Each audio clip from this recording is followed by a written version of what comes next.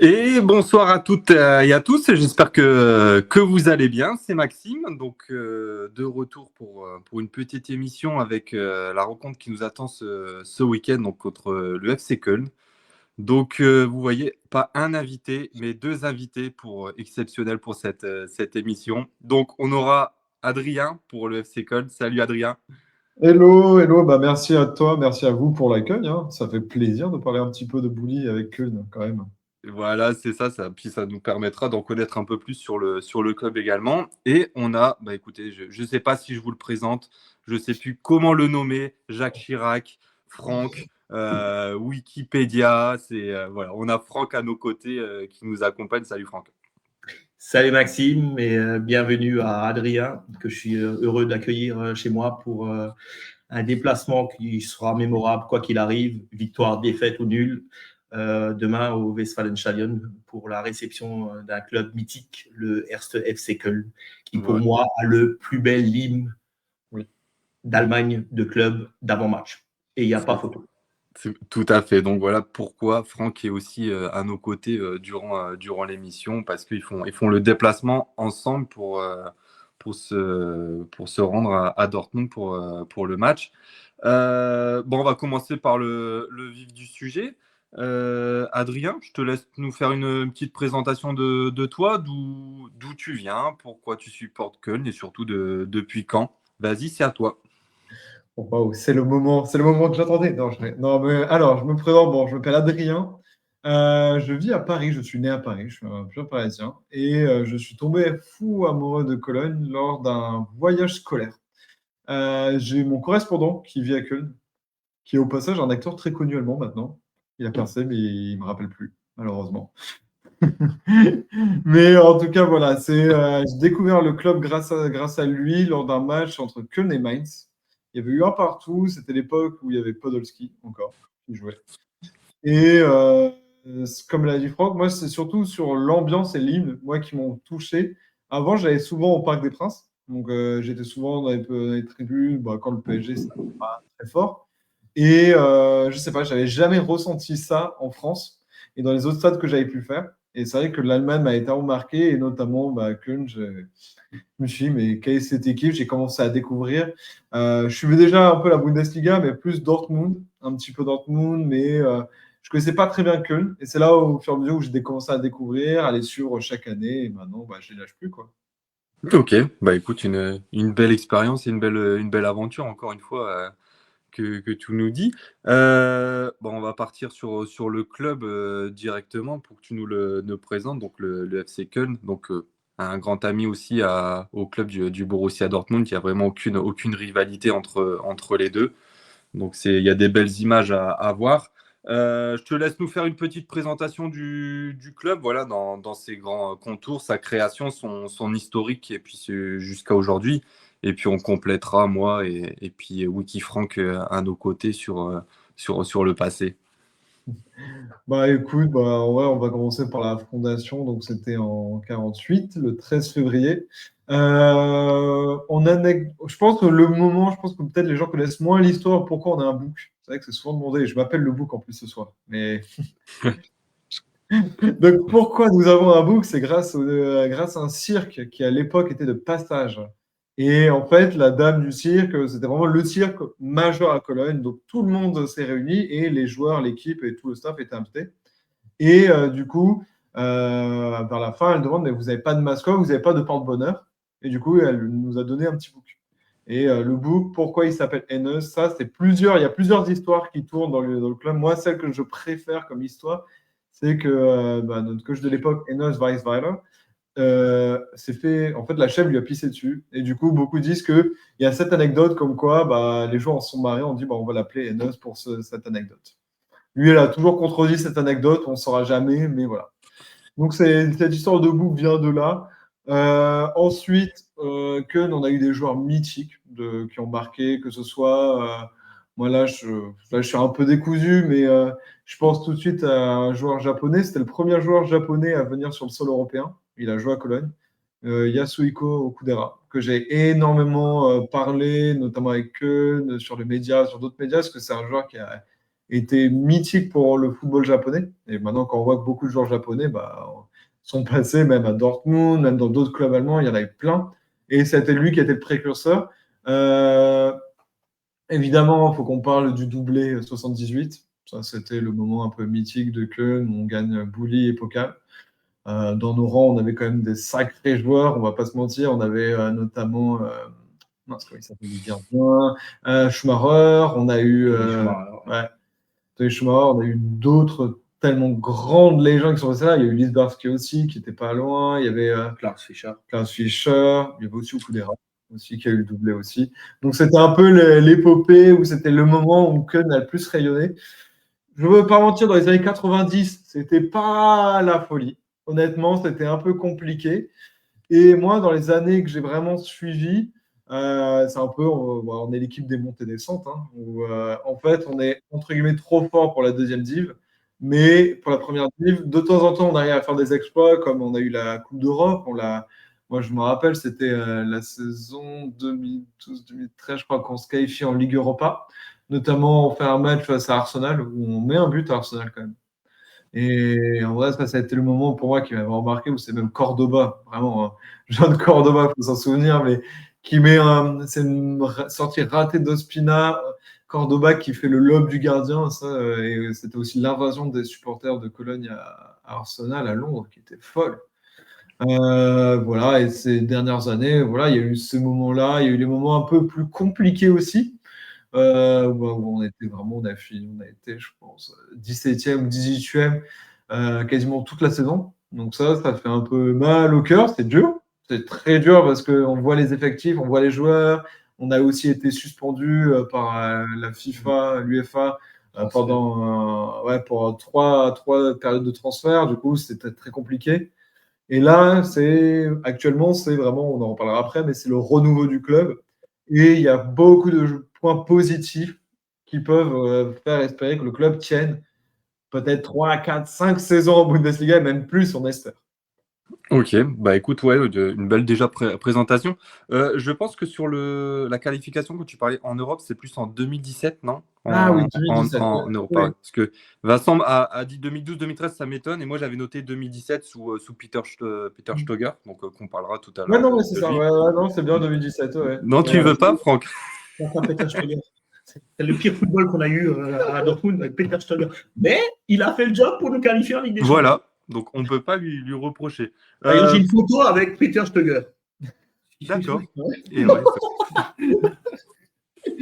pour compléter un peu du coup la présentation, on est donc tu l'as bien dit, en 1948, le 13 février. On est sur la fusion de clubs de Köln qui fusionnent ensemble pour donner un son nom de club. Donc c'est le Kölner Ballspiel-Club et le Souls 07 qui se fusionnent.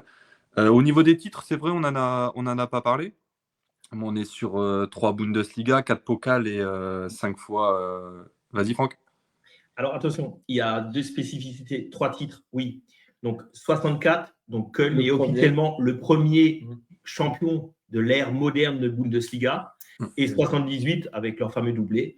Et ils sont champions d'Allemagne en 62, mais c'était encore à l'époque où on jouait d'abord en région, et après les vainqueurs de région s'affrontaient entre eux. D'accord, donc c'est un 2,5. Non, on le considère comme 3, tout à fait. Quoi. Parce que comme nous, on nous dit 8 titres aussi, on en a aussi sous l'époque, je veux dire, de cette version. Aussi. Ouais, voilà, tout à fait. Ok. Donc voilà, donc, bon, 3 Bundesliga, 4 Pokal et 5 fois champion de seconde division en Allemagne. Au niveau des propriétaires, Franck, tu me diras si je me trompe, c'est les membres qui gèrent le club. Je crois qu'on est sur environ 150 000 membres, c'est ça?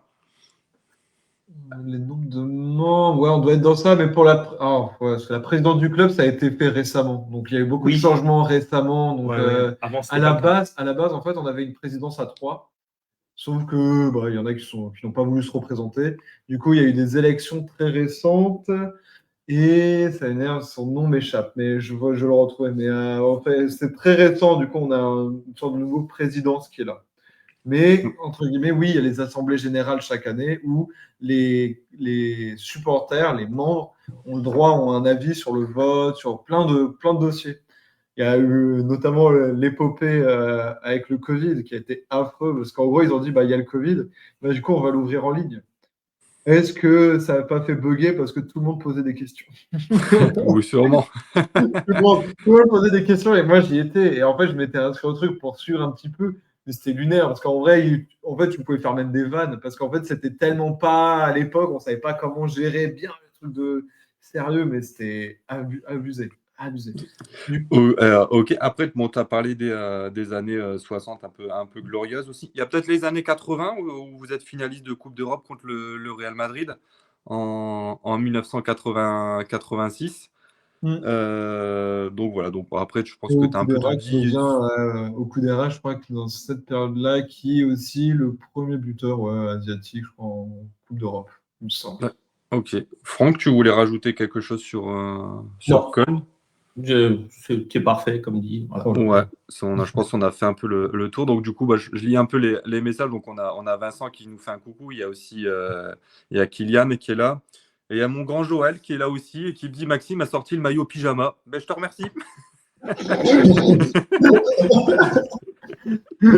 sais C'est pas, comme ça. je l'aime bien celui-là, le gris. Non, mais les supporters de Dortmund l'appellent oui, dans ce pyjama tricot. Ah, d'accord. Ok, bah, tu vois, tu m'en apprends une. Bon, bah, je le mettrai plus. Pyjama.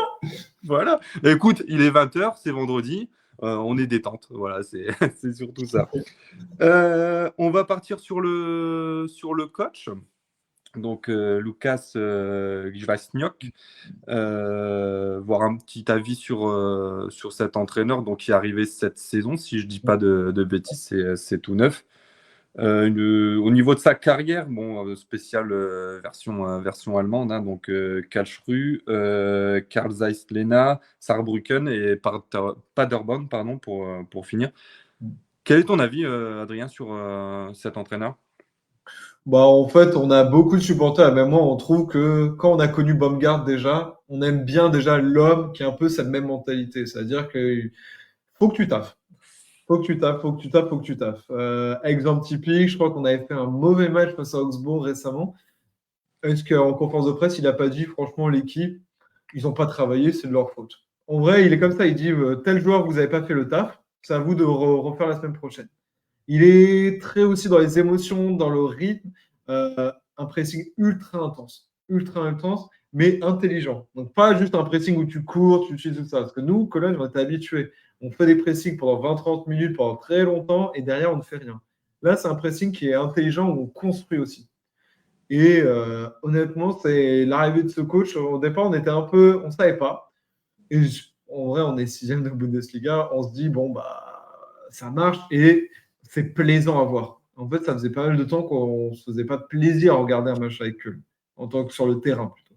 Mais là, ça fait vraiment plaisir de voir qu'on a aussi de nouveaux joueurs, on a un nouveau groupe et tout fonctionne. À voir si sur une saison complète, on aura ce physique-là pour tenir tous les matchs, parce qu'en vrai, il en demande énormément. Mais beaucoup de travail sont faits à l'entraînement physique, donc on verra bien les résultats plus tard. Mais pour moi, c'est un point ultra positif pour Köln. Et moi, voilà, j'aime bien cette mentalité. Voilà, faut juste voir que si physiquement on arrive à tenir toute une saison. Ouais, c'est ça, c'est pour voir si ça marche durant toute une saison. Et on sait qu'une saison, c'est longue. Au niveau du système de jeu, si je dis pas de bêtises, ils jouent en 3-4-3, c'est ça? Ouais, principalement, ouais. Oui, c'est Principalement. quasiment, oui, c'est ça, ouais, tout à fait. Ok, donc bon, bah, du coup, un peu un système qu'on connaît un peu à Dortmund ces derniers Mais temps. qui est assez intéressant parce qu'en vrai, sur les premiers matchs, en fait, bon, on en parlera après, on a un joueur qui s'est révélé, tout le monde en parle maintenant, mais il n'est pas fermé au changement de. Il garde son système, mais les changements de joueurs, vraiment, il le fait. Si tu es en forme et tout ça, il va te donner une chance. Tu es jeune, tu as 19 ans, 20 ans. Si franchement tu prouves, tu fais de bonnes rentrées, eh ben, il pourra te mettre titulaire derrière. Et je trouve ça très bien aussi. Ok. Si tu as un coach à retenir sur son passé, qui est passé à Köln, ça serait qui? Parce qu'il y a quand même des noms. Ouais, mais après, oh là là. En restant, en vrai, celui qui a beaucoup marqué, c'était Baumgart, parce que c'était lié avec un groupe, il y avait Modeste, il y avait plein de choses et beaucoup d'émotions. Et c'est vrai qu'on était revenu à un coach vraiment, j'ai envie de dire, comme un père, comme des trucs comme ça, qui est très proche des joueurs, très proche du groupe, qui t'a insufflé quelque chose et qui m'a vraiment profondément touché. Après, évidemment, il y a quand même. Oui. Ah, Oui, vas-y, dis d'abord. en fait, j'allais dire Stöger quand même un peu. Je suis obligé de le dire. Je suis un peu obligé de le dire quand même. Oui, après, à Köln, Mais parce que c'est quand un peu même, normal. Je pense que tu diras pas le contraire, que c'est quand même Oui. un entraîneur qui a fait beaucoup pour Köln. C'est vrai que pour nous, c'est différent. Bah, on va pas dire que pour nous, c'est différent. Nous, il nous a endormis dans le jeu parce que c'était quand même un jeu très défensif, quoi. Et c'est vraiment l'anti-ADN, je veux dire, du jeu de Dortmund qui est quand même très porté vers l'avant et en projection. Et Stöger nous a, Joël, on a vu des matchs sous l'ère Stöger. C'était, waouh, voilà, bon. Mais après, il a fait le taf chez nous. On lui a demandé un peu de faire le pompier. C'était après l'entraîneur hollandais. Merde, j'ai plus le nom maintenant. Peter Bosz. Peter Bosz, qui reprend, je crois, c'est ça. Ouais, je Et crois que c'est ça. Ouais, c'est ça. Et il a demandé de faire le taf. On lui a demandé de faire le taf. Il l'a fait. Le but était de nous mettre en Ligue des Champions. Il l'a fait. C'était pas souvent beau à voir, mais Pas de la plus belle des manières, on va dire. pas la plus belle, mais il a fait le taf, Peter Stöger. Et il reste toujours un peu, parce que c'est Aki qui demande à Peter de venir, Stöger, parce qu'ils se connaissent, ils sont un peu amis et tout. Je dirais, il l'a fait, quoi. Il était même question qu'il revienne un moment de nouveau au BVB, à un moment quand il y a eu la période de crise entre Rose et Edin Terzic, quoi. Je veux dire. Ouais, c'est clair qu'il y avait quelques petits rumeurs qui passaient à ce moment-là. Du coup, il y a Kylian qui dit à Dortmund, Stöger récupère un vestiaire détruit et décomposé sur le terrain. C'était pas fou, mais il a réussi à reconstruire une équipe malgré ça. Donc c'est clair que c'est tout à fait ça. Pour moi, vous voulez mon entraîneur emblématique je veux bien. du FC Köln. Alors, c'est une époque 80, fin 80, début des années 90. Quelqu'un que j'ai apprécié, qui est décédé récemment, qui a été un super entraîneur à Köln, Christoph Daum. Je l'avais noté, ouais. Christoph Daum. À 2 reprises, je crois qu'il fait Köln. Il revient aussi dans les années 2006. Il fait 86-90, et il revient après dans les années 2000, quoi, je veux dire. Et Christoph Daum, il fait 2006-2009. Christoph Daum a été, il a entraîné d'autres clubs en Bundesliga, mais c'était vraiment, il a été une star en Turquie parce qu'il a entraîné un club turc aussi, de mémoire wikidienne, on va dire. Et je veux dire, Christoph Daum était vraiment une image forte parce qu'il avait son franc-parler. Et en interview, c'était. Moi, c'est ça, c'est surtout les interviews. Quand tu m'as redit le nom, j'ai repensé direct aux interviews. Quand il parlait, il y avait toujours un truc. Le journaliste lui posait une question, donc je vais le faire en allemand après, je veux dire, et il répondait toujours « Ja, ok ». Voilà, c'était Christoph Daum, il répondait toujours « Ja, ok ». Et après, mais il était très emblématique, très télévisuel, mais un très bon entraîneur aussi, et qui est décédé dernièrement, paix à son âme. D'ailleurs, tous les clubs de Bundesliga avaient rendu hommage à Christoph Daum. Voilà. Ok, bah écoute, au moins on a un avis de chaque côté sur les entraîneurs. On va partir sur l'effectif. Adrien, du coup, si tu aurais un joueur emblématique, que ça soit récent ou ancien, à Köln, ça serait qui? C'est impossible. À Köln, il y a tellement de bons joueurs. C'est ça, ouais. Après, il y en a qui c'est des coups de cœur. En fait, c'est plus des. En fait, ça va être un coup de cœur plus, Nous, on en aura un commun. Ouais. On est d'accord. Ça, on en a parlé au plus. On en a parlé. Un numéro 7, un joueur emblématique, un lutin, un dribbleur, mais magnifique. Une frappe aussi, très bon. Je te le laisse parce que c'est. Voilà. Pierre Lidbarski, que j'ai floqué pour les maillots des 75 ans. Ok. Pierre Lidbarski, ouais. La France s'en souviendra en 82. Ouais. Comme de Klaus Fischer et son famille retournée. Voilà. C'est Klaus Fischer aussi, mais il y en a eu tellement, hein, les frères. Ouais, Ralph. il y a beaucoup de monde, hein, c'est clair. Un joueur qui a été qui a fait une saison à Dortmund et qui a été un joueur emblématique du FC Köln. Il a fait chez nous qu'une seule saison parce que ça s'est très mal passé et qui était un meneur, mais un 10 à l'ancienne et qui a joué à Köln, un joueur formidable, Thomas Tesla. Ok. Ouais. Ah ouais, bah oui, Et vous allez tomber. Après, ils ont eu des gardiens, des lignées. Les gardiens, ça. Harald Schumacher, l'époque 82. Bodo Hitler, qui a été gardien de l'équipe d'Allemagne, hein, je veux dire. Il y a tellement d'autres joueurs, des Bruno Labbadia, des Carsten Janker, hein, les Federalov, Rainer Bonhoff, qui est un joueur emblématique de la Bundesliga des années 70-80. Hein. Rainer Bonhoff, c'est une légende en Allemagne, quoi, je veux dire. Et vous avez des Jonas Löhr, des Dieter Müller qui a joué à Bordeaux en France par la suite. Et le joueur le plus capé du FC Köln, qui a le plus de matchs, qui est la légende pour moi du club, qui a été, je crois, même président, Wolfgang Overath. Ouais. Il y a Toni Schumacher aussi, ils sont égalité, 542 tous les deux. On a dit. Tony, et lui, tout à fait. Donc, ouais. Et après, bon, pour Toni Schumacher, qui a été chez nous champion d'Allemagne, parce qu'on le fait rentrer sous le Port Hitzfeld dans les 5 dernières minutes d'un dernier match, je crois, contre le HSV. Okay. Il le fait rentrer, il a le numéro 40. Et il était l'entraîneur des gardiens, mais il avait encore une licence de joueur. La petite anecdote, je suis désolé pour les vieux comme moi, quoi. Et Toni Schumacher est devenu champion d'Allemagne avec le Borussia Dortmund, quoi. D'accord, ok, bah écoute, c'est bien pour cette petite anecdote. Pour le plus récent, c'est vrai que y a Kylian qui dit Jonas Hector, son petit chouchou, qu'il a adoré. T'as Timo Horn, t'as Lukas Podolski, bon, Tony Modeste aussi, qui était quand même un joueur. Voilà, je l'attendais cette célébration. Donc bon, qui est venu, qui a fait une petite pige à Dortmund et qui a fait ce qu'il pouvait et qui nous a quand même aidé. C'est tout. Il marque le but contre le Bayern, qui reste emblématique, le 2-2. Hein. Il essaye d'enlever le maillot, qu'il n'y arrive pas. Et après, ils font sur la caméra. Et après, on a eu le droit à Anthony Modeste. Modeste, c'était magnifique, quoi, je veux dire. Et moi, j'avais un fan du Bayern. Je crois que j'ai jamais autant crié dans les oreilles d'un fan. On est à côté de moi en bloc 32 avec Camille. Après, il a été très fair play, hein, mais je lui ai dit à la fin quand même, j'ai dit, bon, on fait 2-2, mais j'ai dit, vous serez champion d'Allemagne.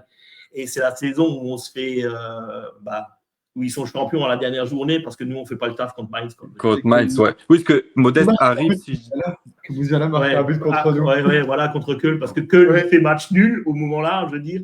Je crois que c'est un penalty que marque Köln pour égaliser. C'est ça, de Dejan Lubicic. Et Lubicic, voilà, tout à fait. Et on a été champion pendant 8 minutes ou 9 minutes. Ça, et Musiala rentre, et d'un coup, il arrive, il fait une rentrée. Et en plus, moi, je m'en souviens tout le temps, parce que moi, j'étais en mode, je regardais les deux, j'étais en mode, putain, il y a moyen que Dortmund soit champion. J'étais en mode, oh là là, faut que ça tienne. Et en vrai, ça se voyait depuis longtemps qu'on n'est même plus. On a été très offensifs. Il rentre, oh là là. Donc, Modeste qui a joué dans les deux. Et surtout quand Anthony Modeste était très bon à Köln, il part. Ça fait beaucoup de mal. En plus, même pour lui, personnellement, parce que j'avais réussi à l'avoir, j'avais parlé un petit peu quand il était revenu de la Chine, parce que le club, il n'était pas vraiment payé, le club, il avait fermé. Et en vrai, il est revenu à Köln, et honnêtement, on pensait que ça n'allait pas faire grand-chose, mais en vrai, tous les supporters l'ont tellement aimé lors de sa saison quand il était arrivé, quand il était exceptionnel. Il avait mis un but, mais... Il vient 2 fois chez vous, non? Il ne fait pas une fois? Oui, c'est ça, il revient. Avec la Chine, c'est ça? Oui, c'est ça. Il avait Köln, Chine, Köln, et voilà. Et après, il voulait jouer la Ligue des Champions, comme il avait dit. Voilà. Un joueur, pour que je termine, qui a marqué mes années fin 90 et début 2000, qui a joué à Köln 2 saisons. Il a joué de 95 à 97 à Cologne. International nigérian. Il a été capitaine du Nigeria aussi. Et qui joue au milieu défensif récupérateur, Sunday Olysée. Très bon joueur. Et pour venir derrière, pour compléter, pour qu'on soit vraiment complet, le président actuel de Köln, c'est Werner Wolf. Ok, d'accord. Ok, bah écoute, voilà, au moins on est complet sur tout. Merci à vous deux. Juste, Adrien, j'avais une question. C'était, vous avez été interdit de recruter pendant 2 ans, c'est ça? Si j'ai pas. C'était quoi le motif? Parce que j'ai pas trouvé en fait. C'est un transfert qu'ils ont fait sur un jeune. Un jeune Slovène. Slovène, Potoknik. D'accord, ok, ouais, donc c'était une histoire de Un jeune transfert. Slovène. Et honnêtement, on attend toujours qu'il explose. Mais même chez les jeunes, le pauvre, parce que je le suis, hein, on le Ouais, suit, il va il a la toujours. pression. Et en vrai, je pense que oui, il y a ça qui a dû jouer, mais le pauvre, en vrai, il avait vraiment un profil qui était assez intéressant. Il est très grand et tout ça, mais honnêtement, même chez les jeunes, là, il n'y arrive pas. Et D'accord. après, nous, en plus, on a un vrai bon vivier de jeunes. Et malheureusement, il ne fait pas les stats, même chez les jeunes. Donc, en vrai, je pense que il y a très peu de chances de le voir monter dans le groupe. Mais voilà. Mais malheureusement, ce transfert-là, on a eu des problèmes avec. Pour faire très court, le président slovène, président du club slovène, il a dit OK, parfait pour la négociation. C'était un joueur mineur. Donc, parfait pour la négociation avec pas de souci, tatata. Il s'est fait virer. Le nouveau qui est arrivé, il a fait bon, ça, c'est n'importe quoi ce qui se passe. Bah, OK, je vous mets en justice. Et du coup, ça a été très long parce qu'il y a eu des procédures, des renvois. Il y a eu des moments où en Allemagne, je crois que le tribunal a dit que Köln avait le droit d'avoir ce joueur. Il y a un autre tribunal qui a dit non, c'est pas bon. Mais du coup, c'était très très long et après, on a eu cette sanction qui a D'accord. fait énormément de mal. Énormément de mal. Ah oui, 2 ans, tu m'étonnes, ça pique pour pas Ouais. recruter. Et puis surtout que voilà, chaque club a besoin au moins durant un mercato estival de recruter quelques joueurs. Donc bon, on va en parler justement un peu après. Du coup, on va revenir sur l'actuel, l'effectif maintenant.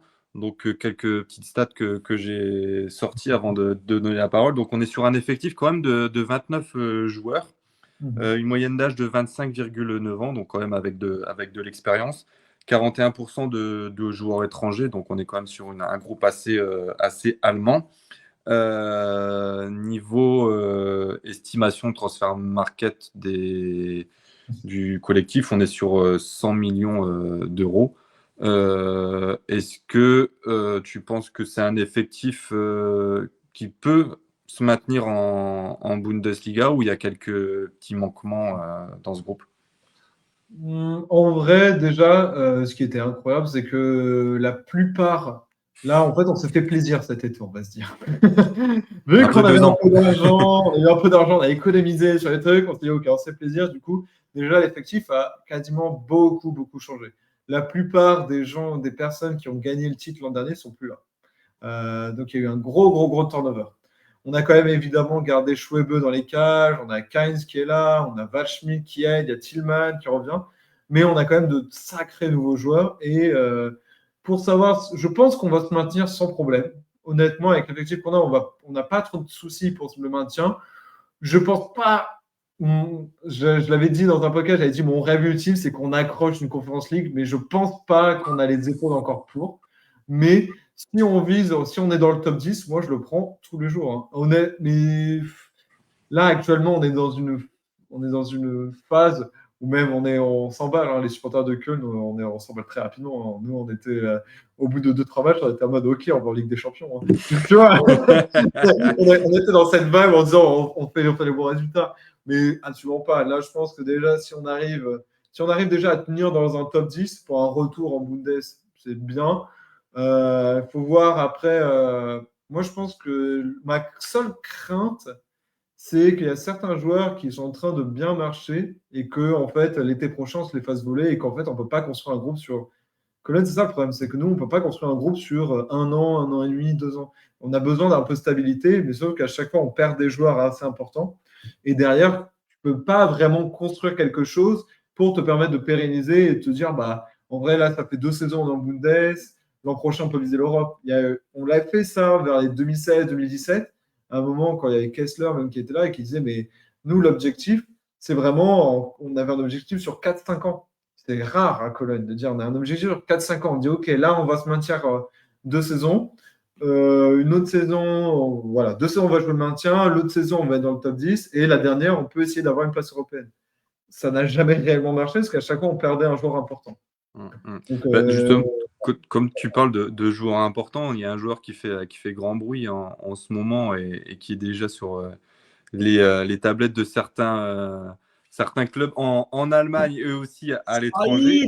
ouais, Saïd El voilà. Mala, donc 19 ans, ailier gauche Ouais. qui est en train vraiment de percer. Tu peux nous en présenter un peu plus sur ce joueur? Alors, honnêtement, j'ai envie de te dire, c'est le joueur qui me fait le plus rêver, hein. Et honnêtement, il a un talent, mais c'est exceptionnel. En fait, lui, sa force, ce qui est assez rare, c'est que c'est un ailier qui est donc percutant, qui rentre en surface, mais qui est très grand. Et c'est rarement le cas. Et en fait, il est grand, donc ça permet, il est costaud, donc il peut bousculer. Donc à la fois, il a un grand dribbleur, il rentre et il peut bousculer les défenseurs. Et c'est un produit qui est assez rare. Et effectivement, bah là, depuis il avait fait 2-3 entrées, et là, je pense qu'il va être titulaire demain. Là, le dernier match, il était titulaire. Il n'y a pas de problème. Honnêtement, c'est un joueur qui est vraiment juste talentueux. À voir sur le long terme, évidemment. Là, on s'emballe énormément. On voit déjà tous les clubs européens qui commencent à arriver. Il y a des Chelsea. Mais pour une fois, notre board a été intelligent. C'est rare, je le souligne. On a été intelligent. Honnêtement, intelligent. C'est qu'en fait, il a un contrat jusqu'en 2030. On a une clause de prolongation encore d'un an. Et les discussions avec le joueur, et qui est bien, c'est que même à la presse, il avait dit, moi, de toute façon, je sais que je resterai jusqu'à l'été. Parce que déjà, il y a tout le monde qui était en train de dire, il y a certains clubs dès cet hiver qui le voulaient. Il a dit, moi, je reste cette saison, et même moi, j'aimerais faire une deuxième saison avec eux pour me permettre d'avancer et de voir les objectifs qu'on peut avoir et tout ça. À voir si ça se maintient, évidemment, si à un moment on a une offre de 50 millions, 60, je pense qu'on ne va pas cracher dessus. La seule chose que le board a dit, c'est que ce joueur ne partira, ce sera le plus gros transfert du club, et c'est-à-dire pas en dessous d'Anthony Modeste. C'est le seul point qu'on a dit, c'est que voilà, on a eu Anthony Modeste et on veut pas qu'il parte pour moins. Parce que maintenant, effectivement, avec le marché actuel, on s'est fait avoir sur plusieurs mercatos et on n'a plus trop envie de se faire avoir et que faut qu'on ait des sous nous derrière. Et voilà, pour l'instant, mais en termes de joueur, mais je pense que vous verrez, c'est un joueur qui est tellement plaisant et qui n'arrête pas, qui fait des courses, qui n'arrête jamais, jamais fatigué. Et là, c'était sur le moment titulaire, j'avais eu un peu peur parce que les débuts de match sont parfois un peu compliqués à se mettre en route. Est-ce que c'est différent quand tu fais des rentrées à la 70e, 80e et là, d'un coup, tu débutes? Mais sur le début, effectivement, il avait un peu de mal, mais après, tu le lances. Voilà. Le seul aussi point qui est un peu à faut faire attention, c'est qu'il ne faut pas qu'on joue que sur lui. Pour l'instant, on arrive un peu à jouer sur les deux, mais notre facilité, c'est de balancer vers lui parce que qu'il fasse la différence, quoi. Sa percussion, pour l'instant, il n'y a pas une défense qui a vraiment tenu vraiment bien. Et en vrai, c'est nous, on va jouer là-dessus. Honnêtement, demain, c'est notre atout, ça va être lui. On va balancer dessus. Et c'est juste sa percussion qu'il va faire. Et il a une très, très bonne finition. Là, le dernier but qu'il a mis, voilà, il passe pas sur le côté, il rentre, il fait un enroulé, ça va lucarne. Hein. Et tu te dis, il a 19 ans. Donc, on verra bien tout ça demain soir. Donc, ça sera soit Couteau ou Ryerson qui sera dessus. Vas-y, Franck.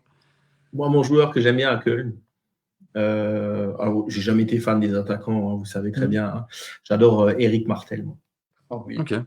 Oui, monsieur. Exceptionnel. Ah non, mais c'est un taffeur. Oh, et en plus, il est avec les jeunes. C'est le capitaine des espoirs. Ouais. Non, franchement. Finaliste du championnat d'Europe, de mémoire. Et joueur formé malheureusement par les Canettes, mais au club depuis 2022. Ouais, maintenant, ouais.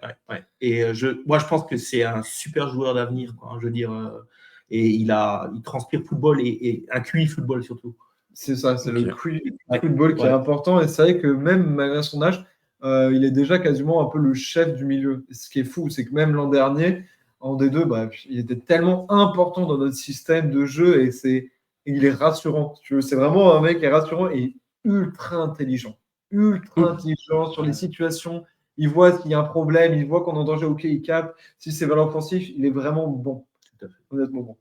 Okay, on le revoit Euskan et on récupère Martel. Voilà, c'est ça. On va en parler justement de Özcan tout à l'heure. Donc, on continue, on enchaîne. On va parler peut-être brièvement un peu de votre saison précédente, donc un petit flashback en arrière. Donc vous étiez en Zweite Bundesliga et donc vous remportez le titre, bien sûr. Niveau stats un peu, 18 victoires, 7 nuls. 9 défaites. Alors, c'est vrai que vous êtes fait un peu peur au début de la saison parce qu'après 10 journées, vous pointiez à la 12e place. Donc, et après, il y a eu un déclic, quelque chose qui a fait que ça a remonté. Et je crois que vous prenez la première place sur la dernière journée, c'est ça? Ouais, parce que Hambourg, ouais. Voilà. Hambourg venu Hambourg. Ouais, voilà, c'est ça. La dernière journée, ils sont montés et tout le monde dit c'est bon, ils vont être champions. Et non, c'est du coup un petit flashback pour toi sur cette saison. Comment tu l'as vécu? Ça a été une saison qui pour moi a été c'est honnête dans la saison en deuxième division, dans celle que j'ai suivie. C'est pas la plus marquante que j'ai vécue, mais c'est quand même une des saisons où j'avais un peu peur parce qu'on n'avait pas forcément de mercato, beaucoup de choses, mais qu'au final, on a réussi à faire quelque chose et à se maintenir. Parce que le groupe, l'an dernier, pour moi, c'était l'une des plus féroces deuxième division. On avait des équipes, c'était n'importe quoi. Et il y a des équipes, ça faisait pas mal d'années qui étaient déjà en D2. Nous, on débarque là-dedans en disant, bon, on a un groupe, il est assez intéressant, normalement, on doit monter. Mais on n'est jamais sûr avec la Soy Bully. Honnêtement, on n'est jamais sûr du résultat final. Et au fur et à mesure, quand on voyait les matchs, effectivement, on a eu des belles victoires, il n'y a pas eu de problème. Mais notre destin de monter s'est décidé vraiment très tardivement. Honnêtement, ça s'est joué sur les dernières journées. Et moi, j'étais pas serein. Honnêtement, vraiment, sur les dernières journées, j'étais en mode, OK, là, on est bien.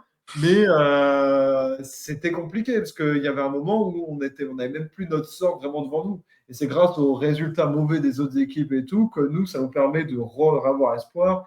Je me souviens, il y avait un moment où un match, on disait, c'est bon, vous pouvez monter vers les barrages et tout ça. La semaine d'après, on n'était plus là-dedans, on n'était plus dans la course. Donc en fait, c'était beaucoup de gros stress. Et après, évidemment, quand on a su qu'on montait, en vrai, c'était cool. Ça, c'était rassurant. Et en plus, quand tu as le titre à la dernière journée, là, je ne me rappelle plus du score final, mais le dernier match, mais en vrai, ça a été. Moi, ce dernier match, il a été magnifique. Moi, tu as les frissons. En fait, quand tu es champion, tu as toujours les frissons. Et de dire, bah, on remonte. Mais en fait, moi, ce que j'avais eu, ce qui est très bizarre, c'est quand on a eu le titre, j'ai dit très bien. Mais alors, si on repart avec le même effectif, bah, on repart l'an prochain en D2. Faites l'ascenseur, plop, plop.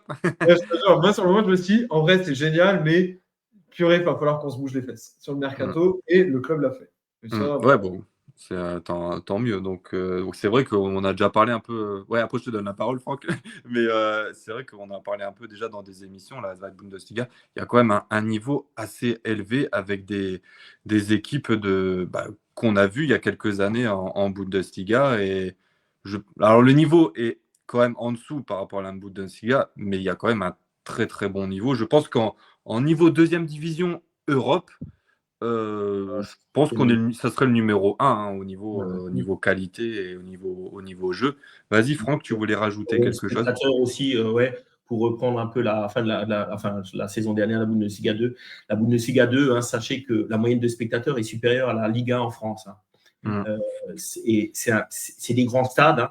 Alors après, quand vous avez un Cologne qui fait plus de 60 000, Hambourg qui fait près de 60 000, hein, je veux dire, vous avez des stades, Düsseldorf, c'est 55 000, le Kaiserslautern, le Betz, c'est 55 000, je crois. Il y a le Hertha, vous avez Nuremberg, il y a beaucoup de clubs qui ont un passé de première Bundesliga, et c'est toujours très serré. L'année dernière, ça se joue à 4 journées de la fin entre 8 clubs. Hein.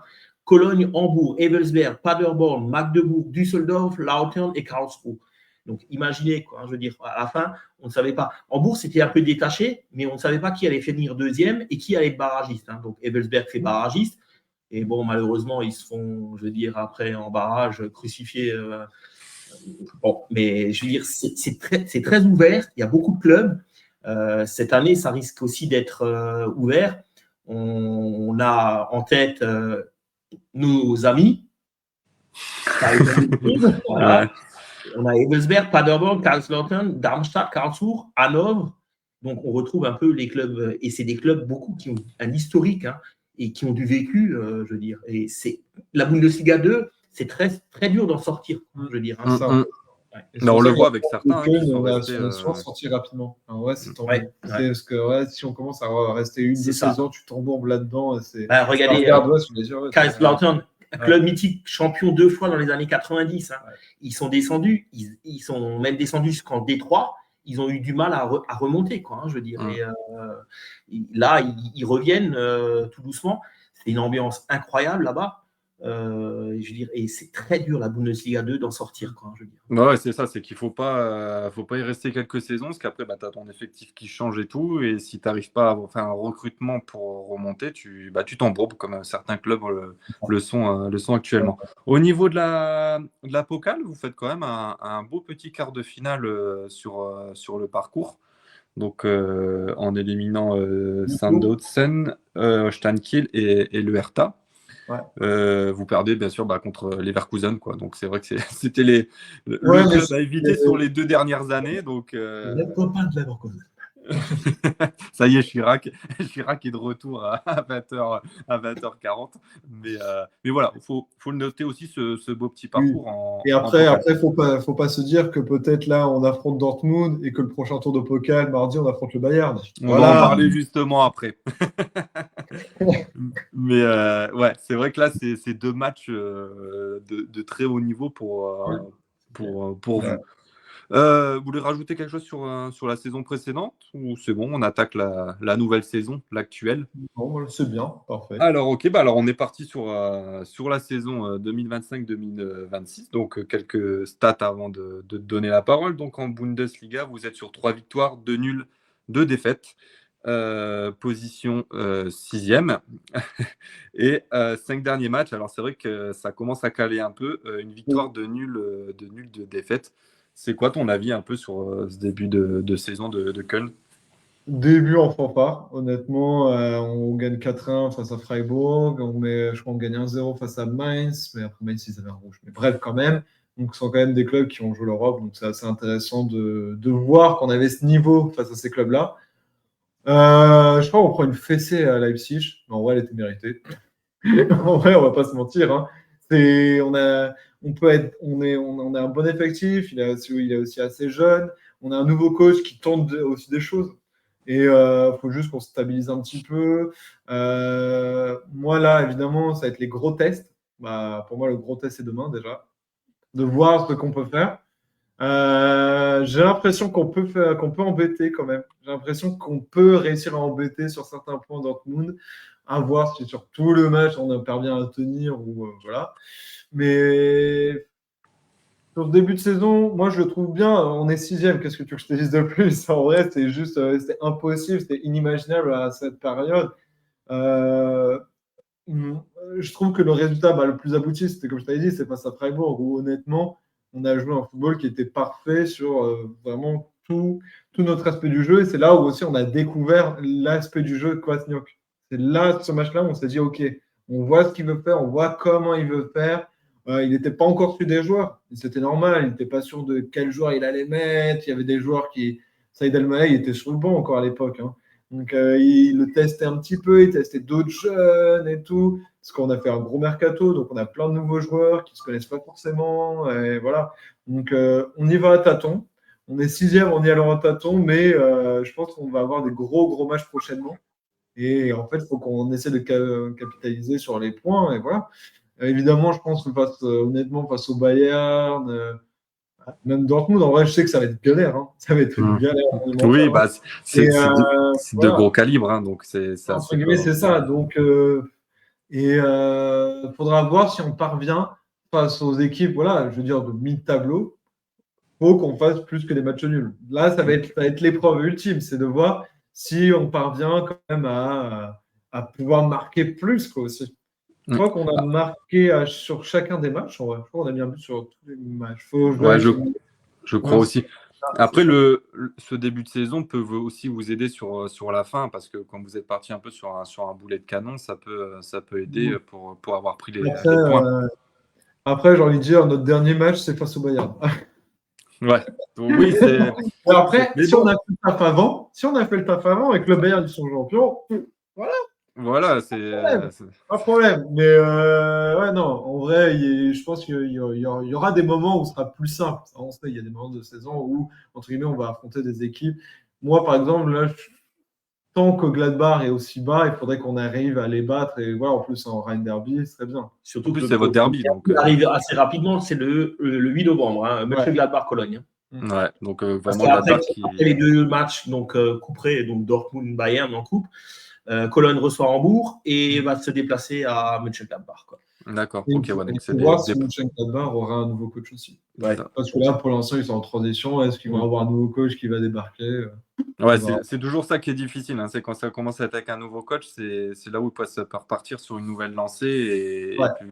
Bon, après, il faudra vous imposer, prendre le maximum de points à domicile. C'est surtout ça le principal. Donc bah, on verra. Bon, on va pas parler de la Pokal parce que tu l'as déjà dit. De toute façon, c'est le Bayern Munich.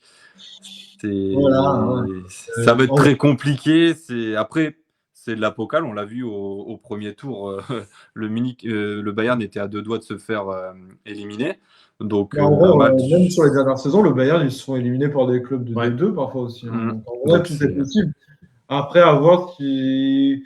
Déjà, il faudra voir le match face à Dortmund si on est. Parce qu'il faudra récupérer rapidement. Je sais que les joueurs ils vont donner à 1000%. Donc, il y a aussi ça, la fatigue qui va jouer là-dessus. Est-ce qu'on va aussi mettre des joueurs qui n'ont pas beaucoup joué aussi? On a des joueurs sur le banc qui sont aussi intéressants, qui n'ont pas beaucoup joué. Peut-être on va les mettre en Pokal. Vous avez un jour de récupération supplémentaire parce que vous jouez le mercredi. Hein. Nous, on joue déjà le mardi. C'est de ça, mémoire, c'est hein. ça. Ouais. Nous, on a aussi un gros morceau parce qu'on va jouer Francfort. Et on joue le mardi à 18h30 en plus, hein, donc c'est même pas à 20h30 ou 21h. C'est bon, bah écoute, on suivra un peu tout ça et le match en coupe mercredi. On va enchaîner sur les transferts un peu, donc c'est un peu une histoire d'amour entre les deux clubs. Donc on est quand même sur, alors il y a des transferts dans les années 70 bien sûr. 27 transferts, donc 11 qui vont de Köln vers Dortmund et 16 qui font de l'autre côté, donc de Dortmund vers Köln. Bon, les anciens joueurs, il n'y a pas de grand nom à évoquer ou ça ne parlera pas à grand monde. On va plus parler dans les années 2000, 2010 et actuelles. Au niveau des noms, on a Jojic, Subotic, Wolf, Tigers, Oshkan et Modeste. Donc, on peut parler de Tigers, on peut le supprimer parce que honnêtement, Tigers le Terminator. Ouais, ça n'a pas marché chez vous finalement. En vrai, je crois qu'il a marqué un but important à un moment. C'est le seul souvenir que j'ai de vraiment. Et en fin de rencontre, ouais, je me rappelle de ça. Ouais. C'était le moment où c'était un but important. Il est encore chez vous en fait? Non, il est à Paderborn. Ouais. Ah, ok. Mais il marche. 2 buts en 7 matchs. Ouais, j'avais vu qu'il avait marqué. Mais il a mis un doublé, je crois, le week-end dernier. Peut-être c'est là. Bon, alors là, les 2 buts. Parce que je crois que j'en parlais avec un pote, il m'a dit regarde, Tigers, il marque. Et je fais bah ouais, mais ouais, très bien. Après Tigers, c'était l'attaquant de l'équipe de Dortmund à l'époque quand ils étaient en Dritte Liga. Donc la marche est peut-être un peu trop haute pour lui. Je pense que ça peut être un bon attaquant de Zweite Liga peut-être, ouais, mais pas plus. Et voilà, je dis bon, pas très bon, mais un bon attaquant. Il a des qualités physiques, il a des qualités de joueur de tête, mais il a que ça. Voilà, c'est ça. Non, mais c'est vrai, Adrien résume. Il a des qualités physiques parce qu'il a un physique hors norme. Moi, je l'ai vu de près en plus. Hein. C'est un joueur qui est très massif, très grand. Il est très bon de la tête. Mais après, c'est vrai qu'il a que ça. Ouais, c'est ça. Je crois je vais le traduire. Je dirais que c'est le Lewandowski du pauvre. C'est le Wish. D'accord, ok, bah c'est bien résumé quoi. C'est terminé. C'est une balle perdue ça aussi. Hop, la première. Mais je crois qu'il avait joué en Bundesliga chez nous, non? Il n'avait pas fait un moment. Oui, il a fait quelques matchs. Oui, il a fait quelques matchs. Il a dû marquer. Il marque, je crois aussi. Hein. Oui, il marque un but de la tête, je suis sûr. Ouais. Ça, je me rappelle aussi. Ouais. Mais c'est pas un mauvais joueur. Mais je pense que ça peut être à la limite un joueur qui, sur 15 minutes, qui rentre en première Bundesliga, d'accord. Mais titulaire en première Bundesliga, j'y crois pas. Quoi. Ouais, c'est un joker. C'est un plus que tu as dans ton effectif. Non, pas méchant les Tigers. Non, en gros, j'ai dit, même quand Köln, on le voyait faire des entrées, on savait qu'on ne marquerait plus à la fin de match. La mauvaise langue. Et ça s'est prouvé. Écoute, non, on a Modeste, on vous donne une pépite, vous n'êtes pas content. Ouais, c'est clair. Jamais content, quoi. On a Subotic aussi. Voilà,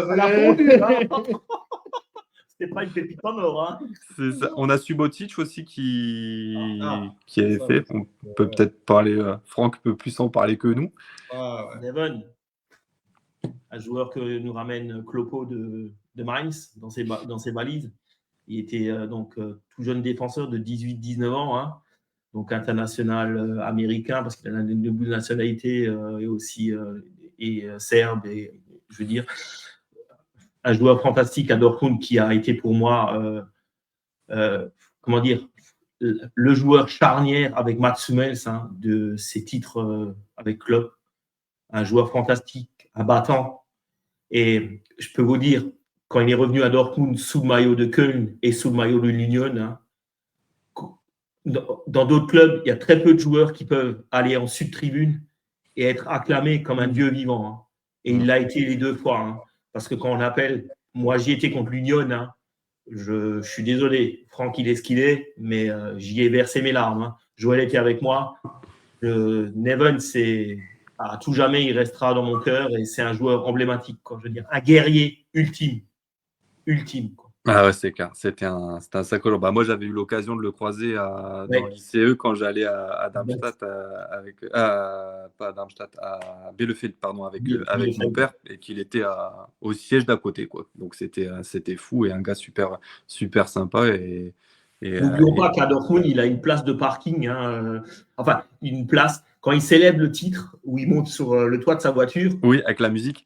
Voilà, c'est ça. Et donc, cet endroit, maintenant, c'est une place de parking qui est marquée réservée à Neven Subotic. Ah ouais, énorme ça. Donc, Bon, Neven Subotic, voilà, c'est un joueur emblématique de Dortmund. Tout supporter de Dortmund doit connaître ce nom au minimum dans sa tête. Et un petit joueur aussi qui est chez nous encore, qui est pas qui joue. Tu vois, tu as la même chose pour Tigos. Nous, c'est notre fils. Après, franchement, Özcan, c'est dommage. À Cologne, quand je le voyais jouer et quand on a su qu'il était transféré chez nous, j'étais très content, hein, franchement. Et je pense malheureusement que la marche est un peu trop haute pour lui, quoi, c'est tout. Mais c'est un joueur qui a des qualités énormes. Hein, et moi, je lui souhaite qu'il retrouve son allant qu'il avait à Cologne. J'espère chez nous, mais je n'y crois pas, je suis désolé. Mais dans un autre club, je suis sûr, un club qui pourrait jouer milieu de tableau et un club qui l'aime comme il a été aimé à Köln. Je lui conseillerais même de revenir à Cologne. Quoi. C'est ce que je voulais demander à Adrien. Est-ce que Özcan à Köln, tu reprendrais? Bah, en vrai, il y a eu des discussions déjà. Hein. Ouais. En vrai, il y a eu des moments comme on voyait que ça se passait moins bien à Dortmund et tout ça. Il y a eu des questions, mais actuellement, vu le milieu et vu les recrues qu'on a, on ne pourra pas forcément le mettre titulaire. En vrai, il serait intéressant, il serait bien. Pour le cœur, du côté du cœur, oui, parce que moi, je l'aime d'amour. Hein. Honnêtement, je l'ai su depuis qu'il est arrivé au club et tout, quand il était tout jeune et tout. Bref, il y a un gros passif sur lui. C'est vraiment un joueur que j'aime énormément. Mais honnêtement, sur l'effectif actuel, peut-être il pourra se servir, mais là, j'aime bien mon milieu. J'aime bien ce qu'on a au milieu. Mais honnêtement, il pourrait aussi faire du bien et tout, mais je sais pas. Okay. Après, ça peut être bien aussi pour l'expérience du vécu qu'il a eu. Si vous avez, comme tu dis, une équipe assez jeune avec des jeunes joueurs, ça peut toujours aider. Ouais, donc, non, mais oui, tout à fait. Et en plus, il en connaît, je crois qu'il y en a encore qui sont là. Hein. Il y en a encore certains qui sont là. Du coup, il connaît la maison, il n'y a pas de problème. Hein. Oui, tout à fait. Bon, là-dessus. Mais moi, personnellement, j'aimerais bien qu'il revienne. Hein. Mais il y a plein de supporters aussi qui y pensent. Bah écoute, on espère pour lui, parce que c'est vrai, voilà, c'est pas un joueur qui fait du bruit, qui fait des esclandres, on n'en entend jamais parler. Donc, c'est un joueur qui est né à Cologne, qui a fait son parcours junior à Cologne. Hein. C'est vraiment un Kölner pur, un Kölner pur. Et je veux dire, moi, je lui souhaite le meilleur parce que franchement, c'est un joueur que j'aime bien. Je veux dire, j'en suis un peu triste qu'il n'ait pas réussi à s'imposer à Dortmund, quoi, je veux dire. Et, c'est bien dommage. Mais je pense qu'il peut faire le bonheur d'un autre club de Bundesliga et j'espère un club de tradition surtout. Ouais, surtout qu'il n'aille pas dans un club un peu en plastique ou autre qui peut y exister. Ou peut-être un retour aussi en Turquie, parce que c'est vrai qu'on en parle de temps en temps, on entend certaines rumeurs de certains clubs là-bas. Donc bon, on verra, on suivra un peu tout ça. Bon, il n'a connu que 4 clubs en Bundesliga, je veux dire. Donc, soit Cologne, Dortmund, Wolfsburg, et le dernier. Il a fait, je sais pas. En prêt, parce qu'il était à Cologne encore à l'époque. Ah non, je l'ai pas. Peut-être. Saison 2019-2020, Olsen à Kiel. Ah oui, Kiel. Ah oui, il fait Kiel. Ok. Donc j'aurais dû regarder en info. Mais bon, on va croiser les doigts pour lui. C'est vrai que voilà, comme on l'a dit, c'est un gars super et il rechigne pas. En plus, il est même pas dans le groupe de la Ligue des Champions. Il n'a pas fait d'esclandre, rien du tout. Donc je pense qu'un départ même au mois de janvier serait préférable pour lui et sûrement envisageable pour le club. Donc on verra un peu tout ça. On arrive au vif du sujet, ce qui nous attend demain à 18h30 pour un top deal. Lui, il est content. Il est Franck, moi, je suis pas comme ça, parce que je me dis, il y a moyen. Moi, en vrai, Saïd El Malak qui met un but. Donc, tous les proches, ils savent très bien. Moi, voilà. Et je ne mets jamais de pronostic de toute façon. C'est 11 contre 11 et après que le meilleur gagne. Que le meilleur gagne, tout à fait. Adrien, je vais te poser première question. C'est si je te dis Borussia Dortmund, quel est le premier mot qui te vient en tête? En vrai, je vais dire famille. Ok. Parce que c'est le côté supporter, très proche, un peu similaire à Köln, où c'est vraiment genre ton voisin à côté, c'est vraiment pendant 90 minutes, et même après, si tu reviens plusieurs fois le match, s'il est là aussi, ça devient vraiment, ça dépend de ton pote, après tu reparles avec lui, ça devient un peu, on va dire, ton grand frère, tout ça, et en fait, tu discutes, et en fait, tu fais vraiment une famille, il y a une ambiance aussi. Et que même, ce qu'on en a parlé tout à l'heure, même dans la défaite et tout, bah, tu chantes, tu continues de chanter, tu les soutiens de ça. Effectivement, après, quand tu vas boire, tu vas les critiquer, tu vas dire putain, lui, il n'a pas fait ça, il n'a pas fait ça, il n'a pas fait ça. Mais sur le moment, en vrai, c'est vraiment le terme famille qui me vient en premier sur Dortmund. Juste une petite chose, c'est ce qui, moi, me plaît en Dortmund et à Köln, c'est aussi comparable. C'est que ton voisin à côté, ça peut être un ouvrier, un étudiant, un médecin. Ouais. Et tu vois toutes les classes multi-sociaux et je veux dire, c'est ça qui est bien. Parce que c'est ça le foot, le vrai foot. C'est ouvert à tout le monde. Et si tu le retrouves à Köln, tu le retrouves à Dortmund, tu le retrouves dans beaucoup de clubs de Bundesliga. Et c'est ça. Parce que quand tu vas à Köln, moi j'étais avec Camille, on fait un partout. Cette ambiance, elle est magnifique. Et c'est vraiment ça le foot, quoi. C'est la fan culture, comme on dit en Allemagne. C'est bien. Donc, ok, donc du coup, famille pour toi. Au niveau du match, donc du coup, je donne quelques stats et je te laisse la parole sur ton avis sur le match qui nous attend. Alors, je suis parti sur l'intégralité des matchs qui a déjà existé entre les deux équipes. Donc, on est sur 128 matchs. Il y a des scores qui sont mal. Non, attention. Mais vas-y, Maxime. Alors, 128 matchs, 53 victoires pour Dortmund, 34 nuls et 41 victoires pour Köln. On est sur une moyenne de quand même de 3,34 buts, donc quand même des rencontres avec pas mal, et on se souvient d'un petit 6-1 il n'y a pas très longtemps. Par contre, sur les 5 dernières rencontres, c'est quand même 4 victoires pour Dortmund et une seule défaite. Donc voilà, il y a clairement un avantage pour Dortmund. Après, comme on le dit, c'est un match de foot, c'est une nouvelle saison, donc tout est possible. Tu l'as dit un petit peu déjà depuis tout à l'heure, mais ton avis sur ce match, qu'est-ce que tu attends surtout côté Köln? Bon, ça va être le premier gros test. En vrai, on a eu Leipzig quand même, on s'est pris une tollée, où là, ça a vraiment fait mal. On s'est dit, OK, on a compris, OK, peut-être, on peut changer, on peut s'améliorer quand on fait grosse équipe. En vrai, ce qui me semble, Leipzig, c'est vraiment après le bon début de saison, on se prend une tollée 4-1 et on fait ouf. 3, je crois. 3 ou 4, je sais plus. 3, je crois. Pas sûr. Je sais plus. Mais on se prend une tollée. Ouais, mais en gros, et du coup, là, en vrai, ce match face à Dortmund, ça va être un vrai test. Vraiment de test, de voir si on a un peu compris le son, de voir. Moi, ce que j'espère de ce match, c'est qu'on ne se prenne pas une tollée et qu'on réussisse à la limite à perdre 2-1. Je serais bien, parce que je me dirais, OK, ça veut dire qu'on a perdu d'autres fois 2-1 face à Stuttgart ou autre, je ne sais plus quoi. Mais en vrai, je me dis que ça permet de faire, voilà, de se dire, bon, on est à ce niveau-là et on arrive quand même face aux grosses écuries à ne pas se prendre de tollé et ça nous permet aussi d'avancer. Ok, ouais, donc l'objectif un peu, c'est voilà, de ne pas prendre une grosse triquée et de repartir quand C'est même ça. avec une prestation digne et de Et dire, si on bon, peut prendre un point, ou même plus, et on prend, hein, oui, oui, évidemment, on je rentre tous me les doute. jours. Mais c'est juste que là, je sais que ça va être dur.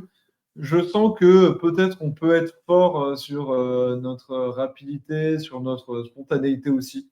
Sur, souvent, quand on joue des grosses équipes, après, c'est souvent, j'en sais rien. Moi, je me rappelle souvent, c'était face à Leverkusen.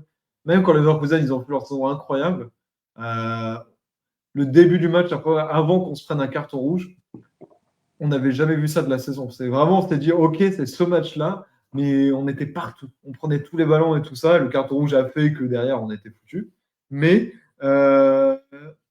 j'aimerais qu'on retrouve ça avec ce groupe-là. Et D'accord. surtout avec ce groupe-là qui est intéressant de voir que on donne tout, on est à fond, ce qui est montré depuis le début de saison avec Kwasniok, mais voilà, j'ai envie de le revoir face à des grosses équipes, à 11 contre 11, et voilà. Ok. Et du coup, toi, Franck, un peu, qu'est-ce que tu attends de ce match? Après la défaite du Bayern, il faut rebondir, hein. Si on veut rester dans les 4 premiers, l'objectif, hein, c'est ça, être dans les 4 premiers. Si on veut montrer qu'on est peut-être le dauphin du Bayern, ou peut-être mieux, parce qu'on n'a pas été ridicule au Bayern, bon, je veux dire, on a fait une mi-temps inexistante et une deuxième qui était plus prometteuse. Donc on est chez nous, il faut qu'on montre qu'on est chez nous. On a l'avantage du public, d'une ambiance qui peut être quelquefois, si la machine s'emballe. Après, avec le football pratiqué par Kovac, c'est pas du football champagne, quoi. C'est pas le Dortmund qu'on a connu des années 2010 avec Klopp et compagnie. Après, c'est plus une stabilité. Mais bon, moi, j'attends une victoire demain impérative parce que sinon, on va décrocher tout de suite du wagon. Et ça va être compliqué après, quoi. Surtout quand on va enchaîner la Pokal à Francfort, sachant que c'est un deuxième tour et qu'on mise quand même beaucoup sur de la Pokal aussi, parce que si en Ligue des Champions, on sait que ça va être compliqué, hein, avec cette nouvelle formule, c'est très compliqué, hein. On va plus refaire, je veux dire, l'histoire de 2024, quoi, hein. Alors, il nous reste quoi? La Bundesliga avec le Bayern. Là, c'est. Ouais. Avec un Olise et un Kane qui sont dans une forme exceptionnelle, c'est compliqué. Donc, il faudra vraiment déjà. Demain, il faut gagner. Je veux dire, j'adore Köln. Ils ont fait un super début de saison, hein. Je ne les voyais pas aussi bien démarrer. Mais demain, il faut victoire impérative, hein. Ouais, c'est avec ce genre d'équipe en fait qu'il faut prendre les 3 points, surtout qu'en plus tu joues à domicile. Donc c'est vraiment Mais ça peut être un match piège, hein. Cologne, je pense, a une équipe, je les ai vus un peu contre Fribourg, j'ai regardé quelques brides. C'est une équipe qui peut nous poser problème, hein, parce qu'ils sont très solidaires. Je pense qu'il y a la différence qui va se faire, je pense, demain, moi, je pense, c'est de voir comment on va agir au milieu de terrain. Alors, si on est inexistant comme on l'a été quelquefois avec Sabitzer et quelquefois avec Bellingham, ça risque de poser problème. Après, Nmecha est dans une bonne forme. Ouais. Donc, je pense que c'est Nmecha qui peut faire la différence là-dedans, quoi. Ouais, bah écoute, on verra un peu tout ça demain à 18h30. Pour finir, Adrien, un petit prono? Voilà, je suis très mauvais en prono, sachant que, comme je disais tout à l'heure, je suis un peu le chat noir avec Cologne, parce que les peu de matchs que je suis allé voir, j'ai jamais vu de victoire. Ah, ok. Donc voilà. Mais c'est dur. En vrai, je me dis qu'il y a moyen qu'on fasse un partout. Sur un truc, genre, on se fait dominer de A à Z, mais genre, Saïd El Mallah, à un moment, il met un but et qu'on tient le truc du un partout. J'ai l'impression qu'on peut faire ça. La victoire, j'avoue que j'adorerais, hein, honnêtement. J'y crois vraiment pas trop. Mais si, allez, je veux dire match nul. Je vais dire un partout. Ok, bah écoute, c'est noté. Et pour du coup clôturer cette émission, je te laisse faire une petite pub, pardon, pour ton compte. Ouais, pardon, voilà, je suis pas encore assez moderne. Mais bon, donc voilà, donc Unser Fußball, donc, qui traite de l'actualité du football en Allemagne, aussi bien masculin, féminin que toute équipe. Je te laisse nous faire une petite présentation de ce qu'on peut y retrouver. Yes. Alors, comme on peut voir, c'est un groupe qui date de 2020. Il faut savoir qu'à l'époque, il y avait un autre média qui s'appelait, pour rendre hommage quand même, qui s'appelait Fußballmeister, qui aussi traitait du football allemand, qui malheureusement à un moment, il y a eu des soucis un peu, voilà. Je ne vais pas rentrer dans les détails, mais en gros, on a clôturé tout. Et du coup, il y a une personne qui a décidé d'arrêter. Moi, sur le moment, j'ai aussi décidé d'arrêter parce que ça m'avait fait un peu mal au cœur. C'est un projet que j'avais vraiment eu beaucoup de cœur. Et en fait, il y a deux, trois personnes qui se sont dit, on va lancer ça. Il y a Clément que je salue, il y a Gab, euh, il y a Soso aussi. C'est trois personnes vraiment qui ont repris la chose en disant, nous, Fußballmeister, c'est terminé. On veut reprendre le flambeau, on veut reparler de football allemand. Donc ça, ils l'ont fait pendant pas mal d'années. Moi, je les ai rejoints maintenant depuis, je pense, j'ai envie de dire peut-être, ouais, ça fait 2 ans, 2, 3 ans. Et en fait, j'essaye un peu de redonner la vie, que ce soit sur le Twitter, les réseaux sociaux. Maintenant, on est une très bonne équipe. Je veux saluer Aurélie qui fait la chronique tous les lundis ou les mardis, une chronique un peu sur le match, un peu qu'elle elle a vu ou le match qui a fait parler, qui avec vraiment, elle écrit vraiment ultra bien et ça je le redis et vraiment, elle a vraiment un talent d'écriture. Donc, Très en termes original en plus. ouais, très original en termes de journaliste, c'est vraiment moi qui ai fait les formations de journaliste, c'est vraiment ultra bien et vraiment c'est très quali. Il y a Karim aussi qui, lui, va plutôt s'occuper de la partie Twitch, qu'on va se lancer sur Twitch, et qui fait aussi, qui lui était dans un média sur le football féminin. Donc, Ok. lui, il a expert en football féminin. Donc, moi, je parle aussi beaucoup de foot féminin, notamment des sélections plutôt. Lui, il fait à la fois sélection les championnats. Évidemment, on a Gab, on a aussi plein de nouveaux. On a ceux qui nous font le visuel, on a Donovan, il y a plein de monde. En plus, il y a Valentin qui est de la communauté de Dortmund qui nous a rejoint Ouais. aussi, qui lui nous fait aussi pas mal de tweets sur les week-ends. Donc voilà, c'est un peu, on a beaucoup de choses.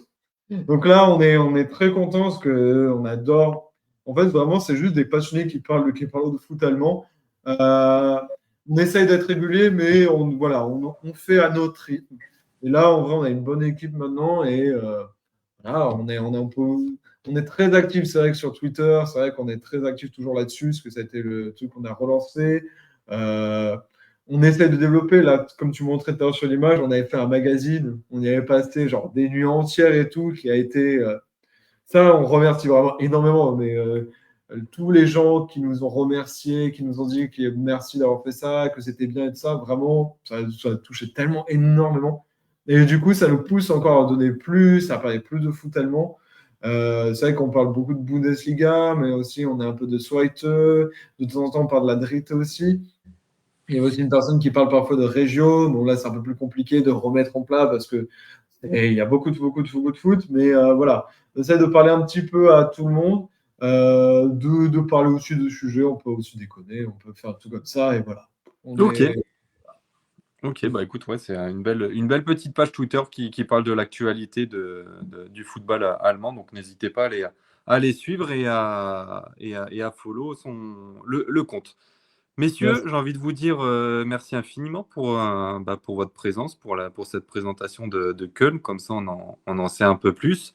J'ai envie de vous dire bonne route. Soyez prudents sur la route. Yes. Adrien, je pense que c'est ta première au Et Westfalen. oui, Donc, et oui, ouais, ouais. tu fais une première et en plus, à côté, tu as un goth de Dortmund. Et Donc, du je coup, sais, c'est et je le c'est le sais. En combo plus, gagnant. il le sait que je l'aime énormément sur plein de trucs, même Ah oui. personnels. De J'oublierai pas. toute façon, que le premier qui dise qu'il n'aime pas Franck, qui se lève et qui vienne nous voir. Je te jure. Oh. Voilà, donc profitez bien. Donc au niveau fan club français, les Galice Young, il y aura du coup Franck et notre petit Vincent aussi présents sur place. Donc voilà, pareil, n'hésitez pas à nous suivre sur les différents réseaux sociaux pour suivre l'actualité du fan club, les petites photos en direct que je m'occuperai de vous mettre tout ça sur place. Vas-y. Non, et juste parce que j'étais aussi avant, je faisais sur le FC Köln France, mais là, il y a un nouveau compte de Köln Oui, qui s'est lancé et qui est oui. franchement Très bien bien et qui aussi. fait aussi les déplacements, et honnêtement, ce que je discute beaucoup avec lui, et il mérite vraiment un peu de force Je le et suis. honnêtement, Il est bien. il est Ouais, je franchement crois que c'est bien. Culture Köln, un truc comme ça, c'est Ouais, ça? c'est ça. C'est ça. Très Ouais, bien. voilà. Ouais. Donc, Et qui connaît bien aussi l'histoire du club, qui s'intéresse beaucoup, même à l'actu, même à l'histoire et tout. Et en vrai, c'est pas souvent qu'on a des gens qui rentrent dans l'histoire du club profondément, vraiment en revenant un peu en arrière. Et même sur les derniers sujets d'actu, que ce soit notre problème de stade d'entraînement, le centre d'entraînement, de tout ça, vraiment, il est bien. Donc voilà. Ok, bah écoutez, Tu bah auras voilà. peut-être une idée pour faire le match retour, peut-être avec lui, peut-être, tu sais. Ça doit Ouais, être- voilà, c'est ça, d'avoir une autre vision Ouais. et d'avoir, pourquoi pas, ça peut être sympa. Donc on verra ça. Messieurs, bah bonne soirée, bonne route, bon match Yes, merci. pour Merci demain. encore pour l'invite. Et bah merci à toi pour le passage. Et puis bah nous on se revoit dimanche du coup à 20h pour le débrief avec toute la bande, comme j'ai envie de dire. Monsieur Jacques Chirac, c'est à vous le message du au revoir. Ah, vous savez que Angela et moi, on est très potes. Et Angela m'a toujours dit, faut dire au revoir en allemand. Donc, auf Wiedersehen. Voilà. Tschüss. Tchuss. Yes.